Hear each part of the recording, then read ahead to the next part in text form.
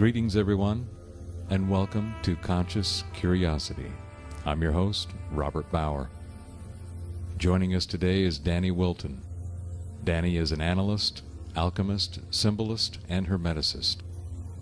We'll be discussing his research regarding the Orion Nebula and the mystery that is associated with the Orion constellation found in indigenous cultures all over the world that dates back to ancient Egypt. Danny talks about man's connection to the Orion Nebula and its association to the human body and consciousness.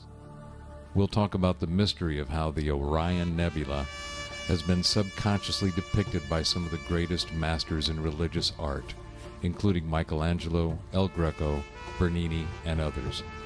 Yet this intimate knowledge of the Orion Nebula found mysteriously in these paintings precedes the discovery of the telescope and would still require technology that rivals some of our most powerful telescopes today. Joining our discussion today is fellow truth seeker David Goshorn. So sit back and enjoy a fascinating discussion of discovery with Danny Wilten on Conscious Curiosity.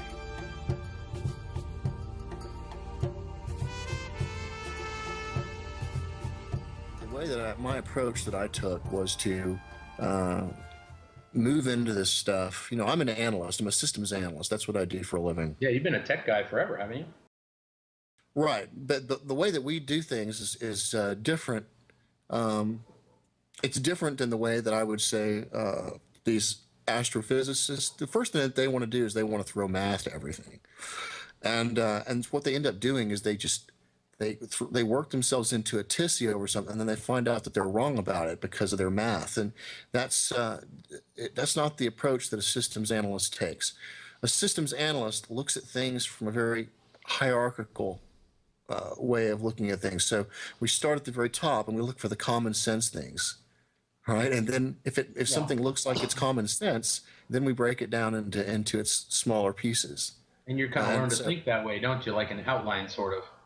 Exactly. We break it into a tree. So you won't see me breaking out hardcore math on something before I look at it and see if it actually makes sense. And see, this is the crazy thing about the Orion Nebula. See, they say that the Orion Nebula is 2 or 3 million years old, but then they gave age and distance. They gave age and distances for all the stars in the Orion constellation between here and these different stars, and they never ever took 1 second to look at these stars and realize that when you calculate all this out, that the stars versus their age to the distance of the Earth is a smooth line working its way all the way back to the Orion Nebula. And not only that, they follow this Fibonacci spiral that goes all the way back to the Orion Nebula. And they completely missed it because they worked themselves into a tizzy over all this hardcore math, and they didn't use their common sense. So this is what I'm talking about. So we look at things at a kind of a common sense level. So I did things with imagery and symbolism, and I took that approach because you always hear people bitching at each other all the time about what this says versus what that says and what it means or what have you. I said, look, there's got to be a better way. Right. I said, there's got to be a better way to figure this stuff out than to. And so what I thought about, I was like, well, okay, so what are these people talking about? Well, they're talking about visions that they had. So that's when I said, okay, I'm going to start looking at some of the imagery inside of these cathedrals, because back in the 1500s, or I would say somewhere around the late 1400s and all the way up until the mid 1750s, the art was just incredible in these things. This is before I was getting into the hieroglyphs in ancient Egypt and stuff. That's before television, right? What's that?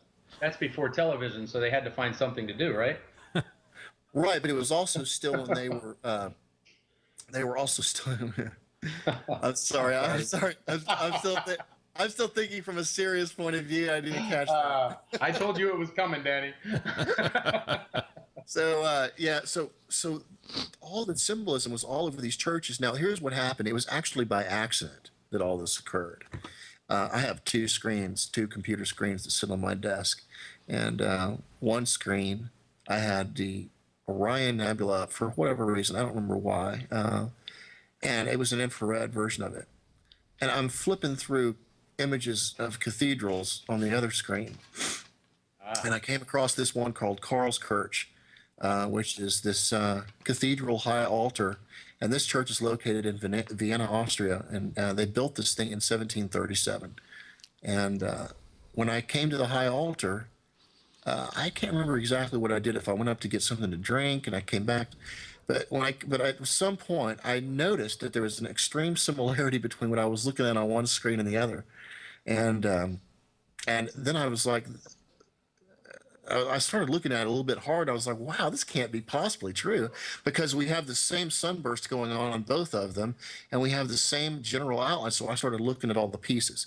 Now, the way I describe this for anybody else out there, if you want to be able to know that you're looking at the same thing, how do you do it?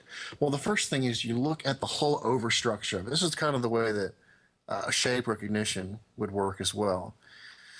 You look at the whole general shape of it, but that's not good enough, right? You need to know the internal parts of it. So you start breaking it into smaller sections, and you start comparing those sections. The things you have to take a look at are the XY coordinates, the relative size, location, its rotation, and all of these various things. And I noticed that as I was doing that these various shapes were in the same XY location. They were rotated the same and everything. And then I was like, wow, these things are matching up. And then I thought to myself, I was like, but this can't be true, because this was done in 1737, and this is an infrared image of the Orion Nebula. Have you seen the intercession of Borromeo? I was looking at that one too when you had shown some other ones. And, I just popped it back up on my screen, and it's, if you look at you basically on the left side of the screen, it's supported by the Virgin Mary. I'm trying to look at the image code right here, but it's the trapezium, or whatever you're gonna see in this. There's actually the head of the Virgin Mary right in the middle of it. It's another one I'm looking at right now as I'm kind of popping through this artwork as you're talking. That reminds me, what you're describing sounds a lot like the Ascension of Christ by Salvador Dali. The arm of Charles Borromeo is the right side of the Nile Delta, and the cherub and the robe of the Virgin Mary kind of goes up on the left, and then her head is right in the middle. Yeah. And there it is, popping right up. Right. What I started noticing though is I was like, well, okay, I was like, great, you got a great hypothesis here, but this could have been a lucky deal. And so what I did was I thought, well, I've got enough accuracy here to warrant a little bit more investigation. So I began to start looking for it in other places, and I found that it was being depicted in these various ways in these various cathedrals. What I also noticed that tied it all together was the theme was always the same. So in the Mother Jesuit Church, which I'm sure they can't stand it that this is right in the middle of their church, but if you go into their cathedral and you look straight up in the air, at the very top you have something called Triumph of the Name of Jesus. Now this is really interesting, because these various symbols are always labeled something. And so in Karlskirche, it was labeled the Tetragrammaton, the four-letter name of God, and that was associated to the trapezium. Now, when we go into the Mother Jesuit Church, the Church of the Jesu, and you look straight up, you see this thing called Triumph of the Name. It's a huge fresco done by Giovanni Battista Galli, and it shows all of these people on this cloud, and this cloud is circling into the middle of the bright spot. It's almost like the ladder of souls moving into when we think of Jacob's ladder, the angels ascending to heaven on this ladder. Right. So what I found out that this cloud is actually the Barnard's Loop circling into the Orion Nebula. And when I performed the overlay, it was absolutely amazing. And of course, the Orion Nebula is right in the center of it. And this time, it's labeled IHS, which is an older acronym for Jesus. So I continue, and I'm finding it in other areas. And the next time, I find it in the Vatican City in St. Peter's chair. This got two parts to this, because this time the symbolism is showing the Holy Spirit dove, but it's the same thing. Now, here's the interesting thing about it. All of Vatican City is the same structure as Solomon's Temple. Guess where, when you lay the human body on top of all of it, where the head is? The head is sitting right on top of the dome of the temple where the Orion Nebula is. So that means the Orion Nebula, once again, is associated to the head. And by the way, Bernini did all of this, but he's got the head where it's sitting right on top of where the holiest of holies is on Solomon's Temple, right where the Orion Nebula is, right underneath it, and right where the head is. And could you clarify where that was, which church that was in? Cathedral? Yeah, St. Peter's Basilica. St. Peter's. Okay, gotcha. Just so everybody kind of has an idea. It's the one that you always see when you think of the altar inside the Vatican. It's the one with the sunburst and the holy dove. It has the major sunburst right there, just blasting out with all the cherubs around it and everything. Right, that is the Orion Nebula. Creepy, but you're right. That's right where the head is when you overlay the body on top of Vatican City.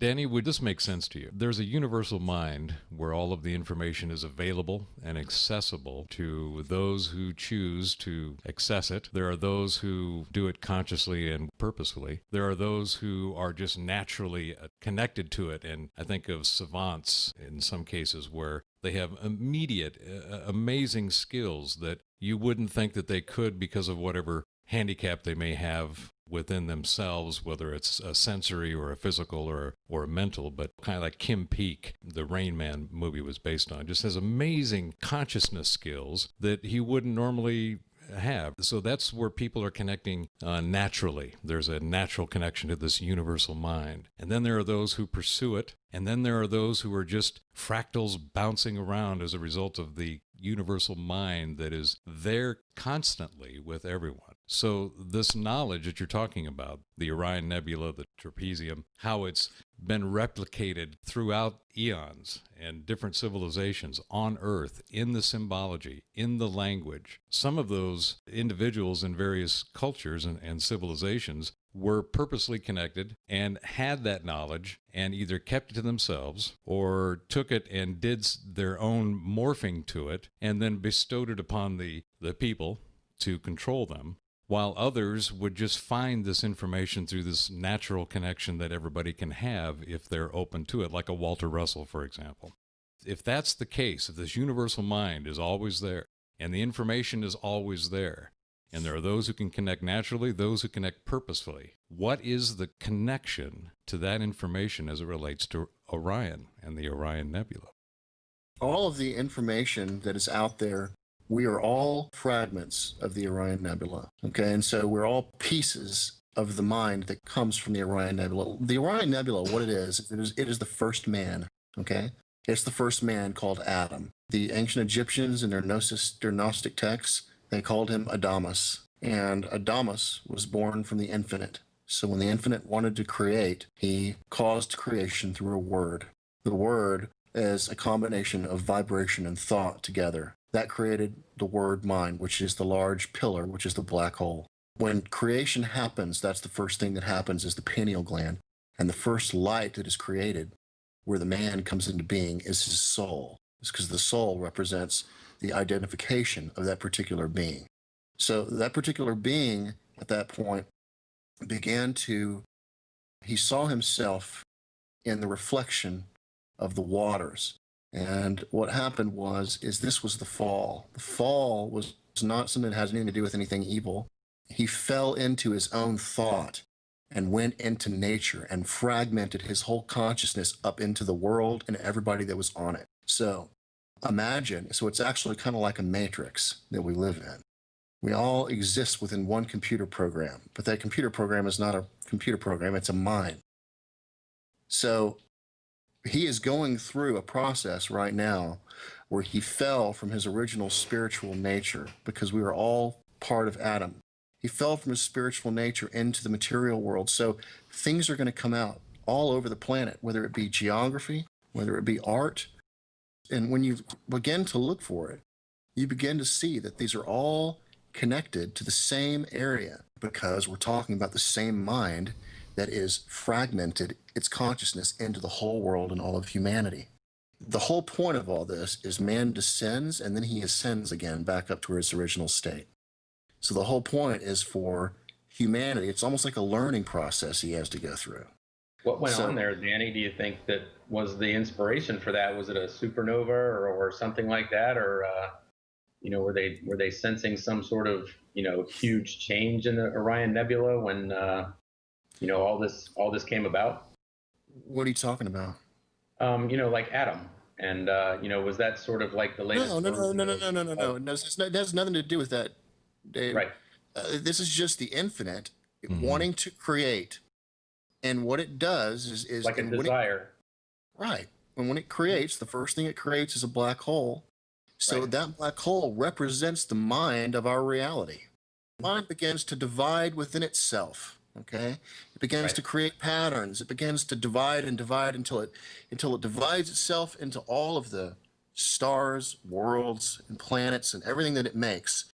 But all of that is still part of its same mind. And the whole Earth and everybody that's on this Earth are fragments of this one mind that was created by the infinite. Does that make sense? Mm-hmm. Absolutely, man. It's just an amazing thought. And this is the reason why geography matches the area. It's the reason why the whole world matches the area. And even if you read the ancient texts, the Popol Vuh by the Mayans, they talk about heart of sky. Heart of sky is Orion. Okay, and they talk about the one-legged one, the hurricane. Well, the one-legged one is the Orion constellation. You take a look at the Fibonacci spiral. It's one leg that comes out from the center, which is the Orion Nebula.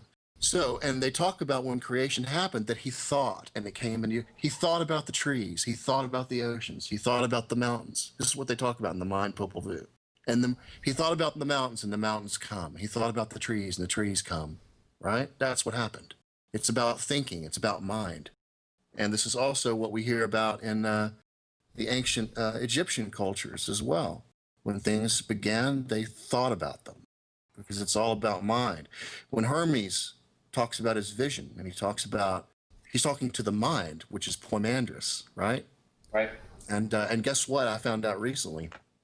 Manly Hall mentions that someone says that the mind of the universe was Osiris in Hermes' vision, and Osiris is Orion. So how does that maybe equate to Osiris being torn into pieces? Would that have something to do with something you've noticed in Orion? That's an allegory. Yeah, just an allegory or metaphor. I think that's an allegory. Yeah, it's just it probably has something to do with the various spiritual aspects. See, and a lot of people they talk about well, what about the heart? And stuff like that. Well, all of those are reflections of the mirror of mind. Everything is actually mind. All the chakras are in the brain. Right. And all of the areas of the body are reflections of those chakras in the brain, because everything divides from a certain point, and that certain point begins in the brain area when we think of it symbolically. And we have to think of everything symbolically because all of physical reality is just symbols anyway. It's all symbolic. Pictures, and we've attached text to it to complicate it. The only way that we can put meaning to anything is to see it. Most of the time. Well, and to put some kind of name on it, which becomes an archetype, over time, We have right? to put a name on it in a meaning, and so that we start thinking of pictures. Now, obviously, people who can't see don't do this; they do it a different way. But the thing is that when I begin talking about this, I see images in my head, and Awesome. I will have to say that the approach that I took to begin looking at all this stuff, I think, was the right way to go. A lot of people, when they begin to explore this stuff, they're interested in the words, they're interested in the text, what do the books have to say. And the problem with that is that what we're really talking about is we're talking about people that have visions. And what are visions? Well, visions are images. So what they're doing in a lot of these ancient texts is they're describing what they saw. So if you learn to communicate, and just as Manly Hall mentions as well, through symbolism and through things, and this is one of the reasons why the Freemasons are very much into symbolism. They get it. They understand the importance of the symbolism because it all comes from, if you want to understand what's going on, you go to the source of it. And the source of it, the only way that you can really communicate directly with whatever this mind is through the images, because that's God and creation. And aren't those images based Standing on out. this geometry at a base, and even a sacred geometry as we've come to know it? Absolutely, but the ultimate key is man. Man is the key, because when you begin to take a look at all of the geography, okay, let me give you an example. The whole world, okay, the whole world is actually, if we take a look at the Nile Delta itself, the Nile Delta itself is an image of the triangular area that surrounds your pineal gland. So if you back out far enough on Earth, you see that same brain or that same face in right profile that's mentioned all over Jewish mysticism. It's always a person facing in right profile. It's always what they talk. And this is exactly what I found a long time ago before I read the texts. I kept telling everybody, and this is what I like about YouTube, is I've got all these videos showing that, look, damn it, this is what I see. And everybody said, you're crazy, Danny, you're crazy. And now I was like, I see a person in right profile right here. So here later on, I get into the Jewish mysticism, and what do I read? The Ancient of Days is faced in right profile. And this is the way we see it. These are the exact same things I kept coming up with. So here we go. The overlays you've done are really describing that well. You know, when people watch your videos, they might at first say, boy, they look kind of complicated, but you know, then you start shifting in between the imagery, and you know, I don't know how anybody can't see it. Well, the key factor of this is when I discovered what Michelangelo did with the creation of Adam, because it wasn't just the excitement that he had painted the Orion Nebula. I had already seen the Orion Nebula before in Karlskirch, in the Vatican, Chair of St. Peter, in St. Mary's Cathedral, in all of these. But what he did, which the other ones didn't do, is he added the human factor to it. And he showed me that the Orion Nebula is a brain or person faced in right profile. Yeah. Now this he has those. The arms are just outstretched. It's almost like a comforting. Well, what he did with the arms is he created the internal part of the brain with God's arm. That's the corpus callosum. That's the corpus callosum coming around, and then of course, but so once I figured out that he painted a brain, I was like, oh, you know, now I get it. It's about man. It's about man. And so then I immediately understood the Orion Nebula is a brain. And then when I saw Egypt and the Nile Delta, and that the Nile Delta matched the Orion Nebula, then I realized, oh my God, there's a brain on the Earth too. And then I realized that the whole Nile and the Nile Delta is a representation of man in a smaller fractal form. It looks just like a brain stem, and you know, the Nile is the spinal column and everything. Right, but here's the catch. Early on were amazing. But take a look at the fractal thing that's going on here, okay? Because you have the Nile coming all the way up, which is actually the spinal cord, and when you get up to the Nile Delta, that's the whole head, right? Mm-hmm. Well, yeah. But that's the whole head. But yet, from a larger perspective, then what you're talking about is just the triangular area that surrounds the pineal gland of a larger brain. Right. So you have this fractal thing going on from the very small to the very large, and it's the same image. Now, is that the reptilian brain that you're talking about? Is that what that's called, that area? No. Have you ever seen the images that the ancient Egyptians show where they show somebody standing in the middle of a larger tree? Right. Okay. Yes, I have. And where do they place their heads? They place their whole heads inside, right in the middle, where the pineal gland would be of the larger tree. Right? Because the large tree that they're standing in the middle of is actually another brain. So that's the fractal nature of that. So you have the smaller guy. It's kind of hard to think of because you have to think of these things fractally. I want you to think of, what do they call those fractals, those that you can zoom in and they keep looking like they're the same thing? Mandelbrot's? Yes, Mandelbrot patterns. Yeah. That's what I want you to put. That's the kind of thing I want you to put in your head, okay? Mm-hmm. So we've got this brain that we're zooming in on in right profile, and when we get to where we can see the triangular area surrounding the pineal gland, then you see another little head in the distance in the middle of it pop up, and you can start zooming in on it, and the same thing happens over and over again. So you have this large to smaller to smaller to smaller, and this fractal, and this is where the Fibonacci spiral comes in. Because what you see is that each pass of the spiral creates a larger image of the same thing. Mm-hmm. So what I figured out is when your center point, which is right in the middle of the Nile Delta, which is Busiris, which is the house of Osiris. what I found out was that since that's the center of the vortex and the center of the pineal gland, and this is where creation began, right? So that's the center of your vortex. When you expand that Fibonacci spiral out, and when I say expand it, I mean scale it. You keep your aspect ratio. So that's the center of the vortex, and when you move it out to where the bottom part of it is passing right by the coccyx or the sacrum, the end of the very coccyx area, then you find that the division point exists right between the head and the body. So you're dividing the head and the body. The same thing happens in smaller geometry inside the brain. As the spiral spirals out, you see that it spirals out and goes right past the corpus callosum. Now, when you spiral that out again, you'll see that you can start placing these smaller brains inside larger brains, and all of the Fibonacci spiral and its passes pass right along the geometry exactly the way that they're supposed to. This is really hard to explain if it can't show you anything. But what you find is that there's this fractal nature going on, and you can think of a Fibonacci spiral when you think of this. But you think of this image of this human or this man, which is what the Egyptians were trying to show us with the pyramid, because the pyramid represents man. And that brings me to another interesting discovery that I made recently regarding Horus. The names for Horus, he's called the only begotten of Osiris. He's called the firstborn of the infinite. He's called the door. He's called the bridge. He's also called the bridge. The manly hall, and of course nobody can get to the Father except through him. Familiar. Exactly. Is that familiar? Yeah. So nobody gets to the Father except through him. He guards the house of his father, is what is said, right?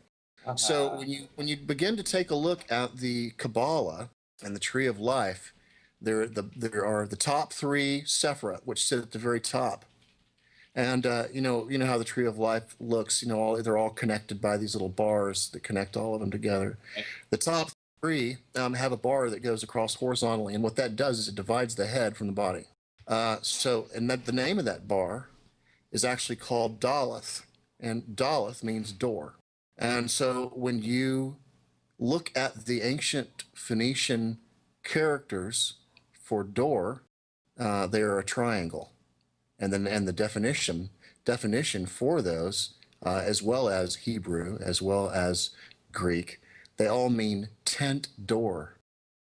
And what that means, since the pyramid is the triangle and it's associated to the head, and we see this in art all over the cathedrals, the tent door is the door from the spinal cord into the base of the skull. That's what this area represents. So Horus is the door. So he is the gateway into the skull. And so he is that area. And when we put this on the Nile and the Nile Delta, the door passes right through the Great Pyramids. And that means that since Horus is guarding the house of his father, then the Sphinx that sits out there as acting as a guard, in my opinion, is a lot more than likely Horus or some other earlier version of himself. Wow. That makes a lot of sense, Danny. Exactly. Yeah, doesn't it all just tie together? Yes, and geometrically, by the way, it's also perfectly correct. And that means that the Father, which sits at Busiris, is also perfectly geometrically correct with the Sephiroths and everything when you lay everything out on the Nile. Thoth, which is also called Hermes, right? He sits in Hermopolis. And the geometry is perfectly correct. City of Hermes. Hermopolis, the city of Hermes. Exactly, which is where Thoth is. Now, if we take the body, the geometry of the body, and we lay it horizontally, have you guys ever seen the Judgment Hall of Osiris? You have the little guy that's down there, and if they weigh your heart against the feather of truth, and if you don't make it, then he eats you up. Feather of truth. Right. Okay, so there are. It's really interesting because we have a long hall, and then we have this little area, this little square area that Osiris sits in. And then all the way up to Osiris, you see all these gods. You see Anubis first, and then you see these other guys, and you see Thoth, and you see Horus. Well, what all this whole hall represents is it represents one human body. There are 33 columns of hieroglyphs that lead up to the house of Osiris, which sits at the end, which represent the 33 segments of the spinal column. And this is all Luxor, right, Danny? No, this is the Judgment Hall of Osiris. Didn't you do a video on this, Danny? Oh yeah, I've done several. Yeah. Yeah, I remember this one. Yeah. Mm-hmm. This doesn't tie in with the Luxor, the Temple of Luxor? Well, they all tie together because they're all related to the human body. Because that's what I'm thinking when you say there's these different chambers and these different places and all these columns. I'm, immediately thinking of the Temple of Luxor. Well, yeah, but the Luxor the Luxor temple doesn't show the 33 columns like that. Okay. All right. It doesn't show the 33 columns. Now, what sits above those 33, interestingly, are 14 people sitting above it, which is the 14 parts of Osiris, right? Right. Now, when you take a look at everything that's going on, the heart being weighed against the feather of truth, well, who weighs the heart and who writes it all down? It's Thoth. Well, when you lay the body on top of there and the person sitting at the root, and you have Osiris at the head, Thoth is right on top of the heart. So what all this basically means is the whole Hall of Osiris hieroglyphs is showing us the representation of one body, because Osiris was actually all these various gods. People think they're all different gods in ancient Egypt, and one of the main bitches that you hear from some of the religious communities is that they worshipped all these various gods. Well, that's not true. All these various gods represented different divisions or aspects within one, which is the same as the Adam Kadmon in the Jewish mysticism and what is actually being discussed in the opening chapters of Genesis, which is actually the heavenly Adam, which is the true interpretation and not the interpretation that the church gives everybody, which is the same thing. The heavenly Adam is the same thing as Osiris. It still points to Orion. It all comes down to the same place, same area. They're all just told differently by these various cultures.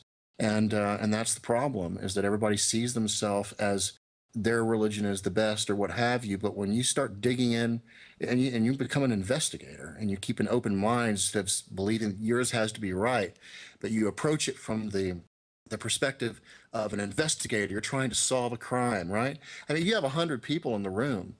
You don't ask, and somebody stole $5 of yours, you don't ask one person, that may be the liar. You ask everyone in the room, and you don't tell them all the story. You gather all the stories separately, and you put them together in front of you, and you see where the common truths come out. That's how you find the answers. And this is something that people refuse to do many times out there. Right. They don't want to compare. And that's where you do it. Now, when you think of comparing all of them together, and then you think of it through symbolism, then you see how the symbolism relates to everything. For example, what's the symbol of the holy dove? That's the Holy Spirit, isn't it? Mm-hmm. Right? Well, okay, that's the same as the winged disc. That's the same as the wings on top of Hermes' staff. Hermes flying or Hermes' staff has two. Yeah, Hermes' staff. Right, and Hermes' staff has two snakes going all the way up it, and then you have wings at the very top, and then Osiris, his staff has two serpents going all the way up it, and then you have a pine cone at the top. Same thing as Dionysus. So when you begin to see all the symbolism that correlates in all of these various cultures, you start seeing, oh, so the holy dove is really the winged disc. It's just a newer version of it. And then of course, when you see what it's all related to and where it's pointed to, and then it has something to do with the head, and the head has something to do with the Orion Nebula, and the Orion Nebula, you start seeing all the connections. That's what I'm saying. It's always somebody's Quetzalcoatl at some point, isn't it? Yeah, Quetzalcoatl. These are all. That's the same representation as well. Right. Exactly. So, Danny, basically, what it sounds to me like you're a forensic semiotician looking at the symbology and understanding that the symbology may morph slightly in the way that it's represented, but from a geometry or even a fractal perspective, the archetypes are the same, but as time goes on through various civilizations and cultures, moral teachings and so forth are grafted onto these archetypes, resulting in a confusion of language and understanding, but all resulting from the same source of information and geometry. That's right. And you can find out so much by comparing the symbolism. And it's not just the symbolism itself, but what you find is that mysteriously, somehow, they always place the symbolism associated to the right meaning. Mm-hmm. So, for example, the winged discs Hermes has wings on his head, right? He also has a staff with the wings at the very top. The winged disc sits at the very top of the tree of life on the Assyrian tree. The winged disc sits at the very top of the pyramid on the Egyptian Ben stone. All of these things, you'll all see, you always see that it sits at the very top. Farbahar, the Iranian guy, you see the same characteristics that you see in the Assyrian tree of life. You see the same little guy up there standing, facing to the right, same kind of geometry. And you begin to see that the placement is the same, the meanings have something to do with being the same, they're associated to a certain part of the body and man. And you begin to see how all this kind of ties together. And so the Holy Spirit that we see, that's always depicted as the dove, and of course, when you understand that we're looking at the Orion Nebula, and you see it right in the very middle of the chair of St. Peter, right in that sunburst, you see it right. It's speaking of the same area. So do you see anything similar in the Sumerian culture or in any other of the ancient civilizations? There's a Sumerian seal.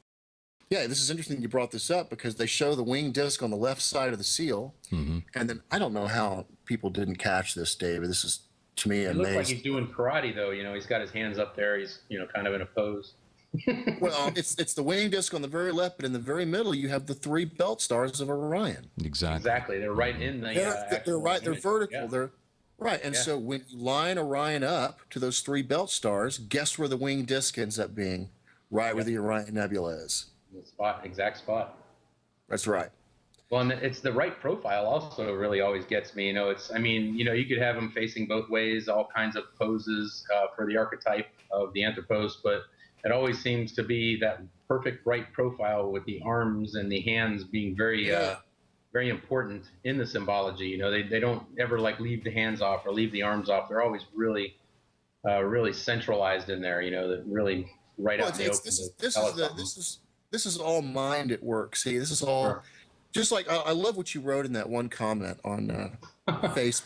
You said something about how the forefathers knew and that they wrote this into our conscious. I forget exactly what your wording was. It's ingrained for me. It's ingrained in our consciousness, in our DNA, in our heart, in our brains. It's just correct. Out there. We're dealing like with That's right. And the archetype of Hermes is sitting right out there in the middle of. And exactly where it should be, right? Yeah. This is what's amazing about all this kind of stuff. But so people will tell you, that this is pareidolia, but pareidolia is pseudoscience. Pareidolia. I ruled that out 3 years ago when I first watched one of your first 2 or 3 videos. After the Kabbalion, which of course that was the one that I watched first, and thought you did really, really excellent job on that. Like your second or third video, I totally ruled pareidolia out because, I've done some of the moon anomalies and all that crap and, looked on there to see if I could see, gears on Mars or whatever. But this is something totally different than that. I think this is, like I said, it's ingrained. It's something that. Well, you know what I did, David? Ready to receive it. I realized after a while the only way I was going to get people to shut up about all that was to throw the geometry on there. So that's what I did. I picked up the Flower of Life, and I began to look at the geometry. And what that's actually done is helped me out a lot more in some ways, because by burning that symbol into your head, you begin to see it in nature. It's just everywhere. I mean, when I'm fishing or whatever, I see it in the whirlpools, and when I'm out looking at conch shells, because we live in Florida, everything I see here in Florida, all the flowers and the plants. Everything conforms to that sacred geometry. There's no mystery about it. It's a fact, and every morning I wake up and I see it all over again in the backyard. And, when I go out. Well, you know what, the thing is if you want to open up that area in your head to allow you to see the stuff like this, you have got to burn these symbols into your head. And that's the approach that I took. So, Danny, we've covered an amazing amount of information, just fascinating. I've been sitting back here in my chair, actually, just closing my eyes and listening and visualizing. I hope I'm not making your eyes glaze over. No, that's why I closed them.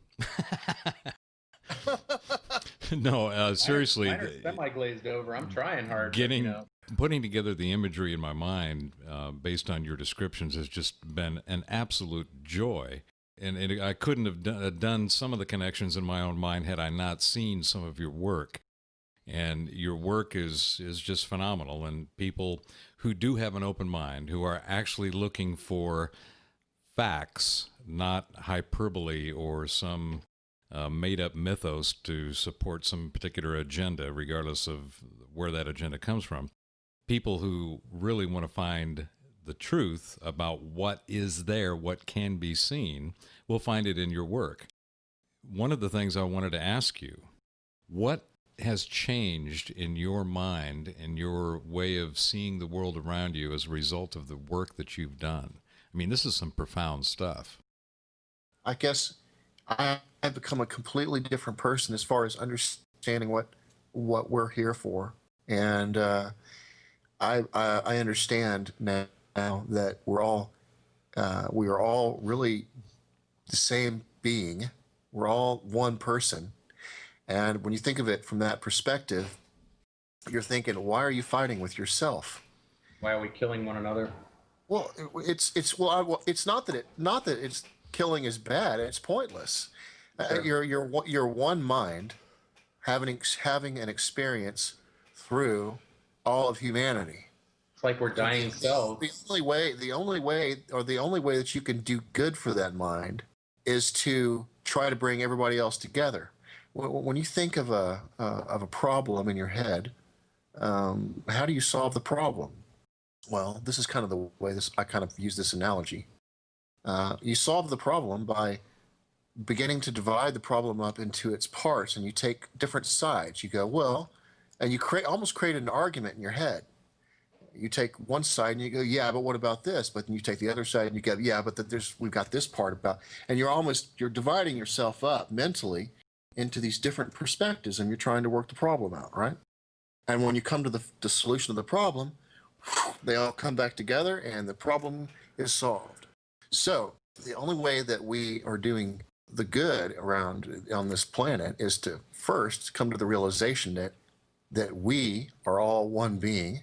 When we destroy the earth, when we destroy anything out there, when we're not doing something to better all of humanity, then all we're really doing is hurting ourselves in the long run, because we're all part of the same being. The only way that we get out of this mess is to come together. And that means to treat everything in humanity and the whole planet as being one being, like we're the same person. And I'm not saying this because it sounds neat. It's because I know we're all one person. And this is what's changed me. Because now I see myself as a servant of humanity rather than a servant of myself.